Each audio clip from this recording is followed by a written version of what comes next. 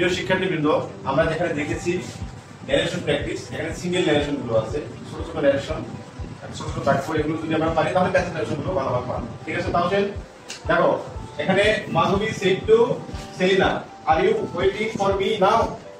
তুমি কি আমার জন্য অপেক্ষা করছো এখন? এটা আছে। তো এই বাক্যটাকে যখন আমরা ট্রান্সফর্ম করতে চাইবো ডিরেক্ট ন্যারেশন থেকে ইনডিরেক্ট ন্যারেশন, তখন আমাদের কি করতে হবে? আগে প্রথমে বুঝতে হবে যে এই সেন্টেন্সটা কি সেন্টেন্স। কি সেন্টেন্স এটা বাবা?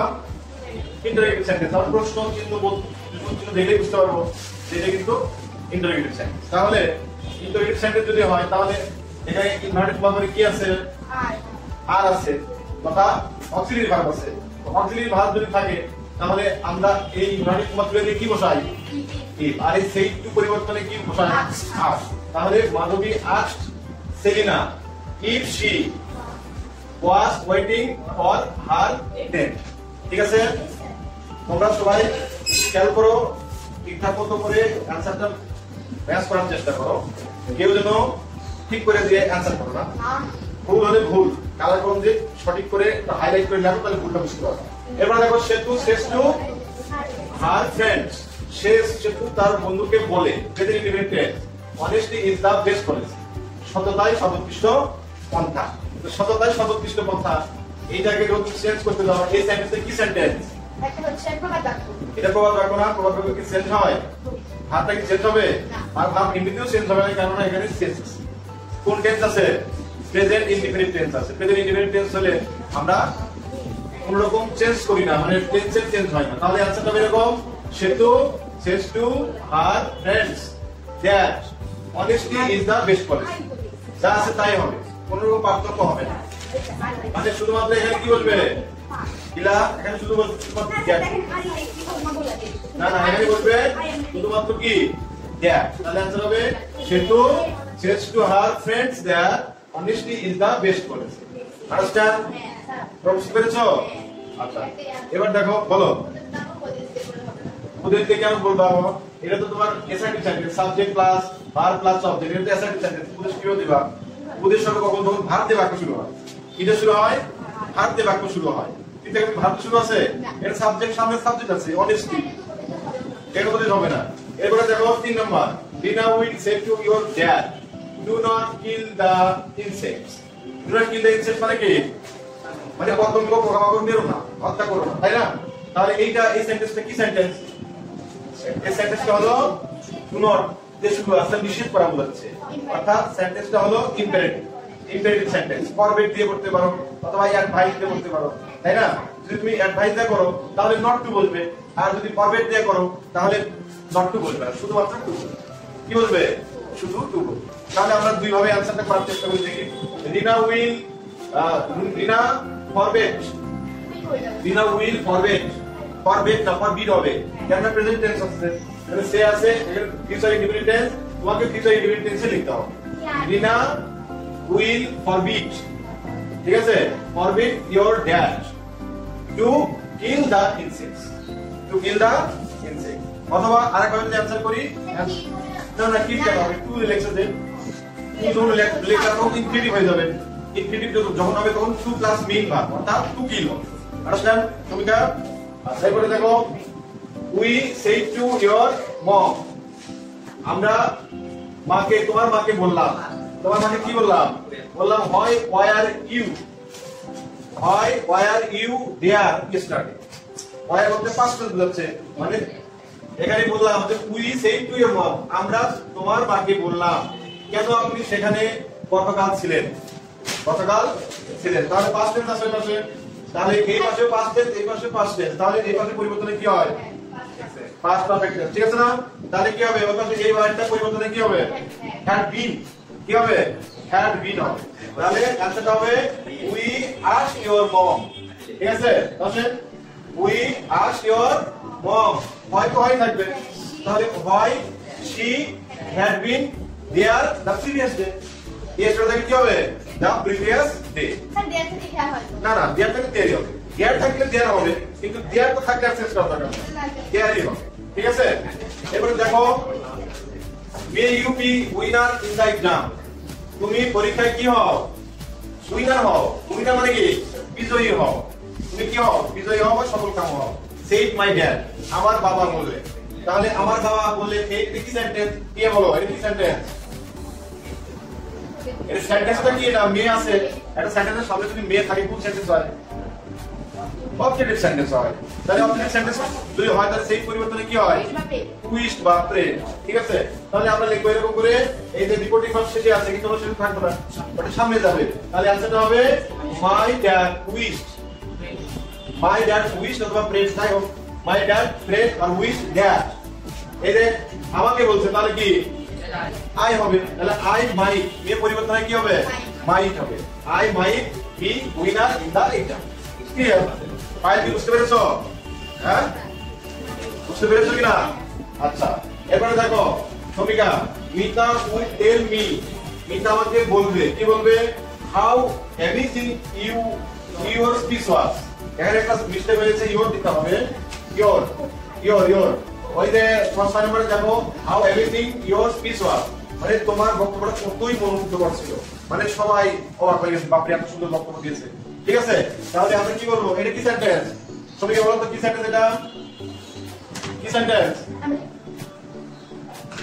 শেষে বিস্ময়বোধক চিহ্ন আছে দেখে বলো না এক্সক্লেমেটরি সেন্টেন্স কি সেন্টেন্স এই সেন্টেন্স আগে ফাইন্ড আউট করাটাই আগে মেইন বিষয় ফাইন্ড আউট যদি না করো তাহলে সব গোলমাল হয়ে যাবে তাহলে आंसर দেখো এখানে কোনটা কয় নাম্বার 6 তাহলে Mita would explain with Joy that Mita would explain এর পরিবর্তনে কি হবে এক্সপ্লেইন উইথ জয় কোনটা দিলে হবে এখানে যেহেতু মানে বিস্ময় প্রকাশ করছে কোনটা দিলে হবে Mita would explain with Joy or wonder that ঠিক আছে এই মিটা আমি লিখলাম না এবার মাই স্পিচ তোর স্পিচ বলতে মি অনুসারে হবে তাহলে কি হবে my speech had been first tense আছে না my speech had been very and easy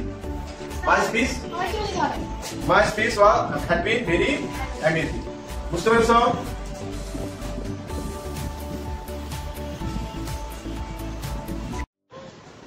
আচ্ছা দেখো he said to your mentor মানে কি তাহলে শিক্ষক মানে যে মেন্টর করে মানে যে শেখায় সেটা হলো মেন্টর সে বললো তোমার মেন্টরকে তোমার শিক্ষককে বললো কি বললো please make a plan to go to the national zoo মানে কি জাতীয় সেখানে যাওয়ার জন্য একটা প্ল্যান করুন প্ল্যান মানে পরিকল্পনা করুন তাহলে এই সেন্টেন্সটা কি সেন্টেন্স তুমি বলো তাহলে তোমার কি সেন্টেন্স না প্লিজ মেক এ কি সেন্টেন্স ইম্পারেটিভ কারণ অবশ্যই এই যে মেক মূল ভার্বটা শুরু আছে সাথে প্লিজ আছে এজন্য আমরা কি সেন্টেন্স হবে এটা ইম্পারেটিভ মানে ইম্পারেটিভ সেন্টেন্স দেওয়া তাহলে সেই পরিবর্তন কি হবে এখানে কি বোঝাচ্ছে অনুরোধ প্লিজ অনুরোধ রিকোয়েস্টেড তাহলে সেই টু পরিবর্তে পরিবর্তন আমরা কি লিখবো requested he requested your mentor respectfully or politely কি লিখবো পোলাইটলি প্লিজ আছে সেটা কি লিখবো পোলাইটলি লিখবো তাহলে হি requested your mentor politely to make a plan to go to the national. এখন তোমরা পারছো কিনা পারছো না তুমি কি পারছো তাও সেটা পারোনি না কেন সেই বলছে এই পেডিক সেন্টেন্স আচ্ছা আমি পারা গেছে এবারে দেখো পয়েন্ট নাম্বার 8 নাম্বার দেখো Mila will tell them let's settle the matter now sir এখানে কিন্তু অনেকগুলো নিয়ম আছে ঠিক আছে মিলা উইল টেল এখানে লেটস সেটল দা ম্যাটার নাও এটা কি সেন্টেন্স এটা ফাইল বলো মানে কি সেন্টেন্স এটা এই let us settle the matter now sir এটা কি সেন্টেন্স এই সেন্টেন্সটা কি তুমি বলো অপশন সেন্টেন্স এটা কি বলো এই সেন্টেন্সটা কি সেন্টেন্স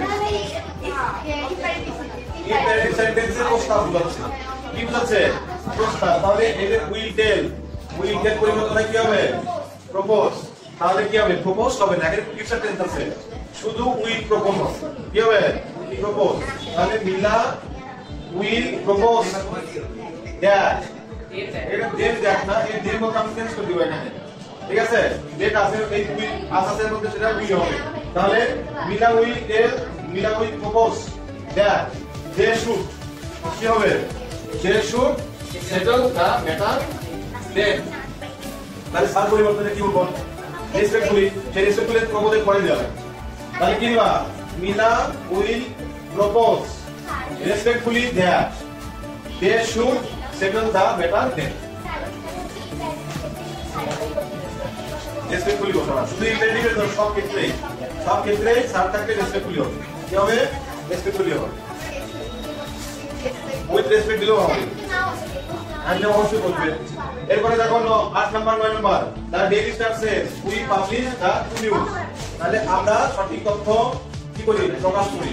তাহলে কি হবে? দ্য ডেইলি স্টার সেজ, এর সেজ ঠিক থাকবে, ইনভার্ট করবে, দ্যাট বলবে, এই উই পরিবর্তন হয়, দে হবে না, দে হবে না, কেননা এটা বোঝাচ্ছে ডেইলি স্টার। ডেইলি স্টার এটা তো প্রাণীবাচক কোনো বিষয় না, এটা একটা অবজেক্ট, ঠিক আছে? এটা একটা কর্তৃপক্ষ, এটা একটা অথরিটি।